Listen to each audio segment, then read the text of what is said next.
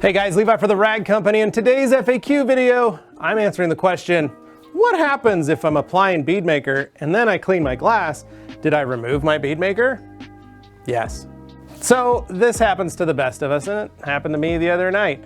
Let's say you're working on your car. You've washed your car, you've detailed your car, or you've washed it, cleaned it up, and you're gonna spray some protection on it. Now this could be any type of spray sealant protection. You spray it all over the glass, you spray it on the trim, you spray it on the wheels, you spray it on the paint, everything looks good, but you notice that the glass doesn't look that great on the exterior. So you reach for a window cleaner, and you spray the glass with a window cleaner.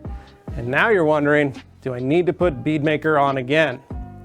Well, short answer, you probably should.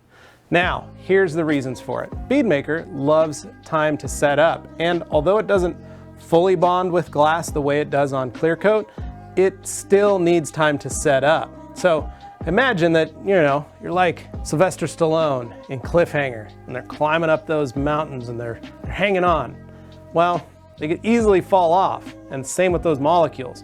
While they're trying to cling onto that glass and you spray it with a glass cleaner and it's not fully ready, the carabiners aren't fully set and the anchors aren't in, they have a tendency to fall off. So those molecules will actually be removed with that glass cleaner. So you could always just dry your vehicle, spray Bead Maker on the paint, clean your glass the way you want with a proper glass cleaner, and then take a little Bead Maker, spray the glass, wipe it on. That way you can add that onto the surface after you've properly cleaned the glass.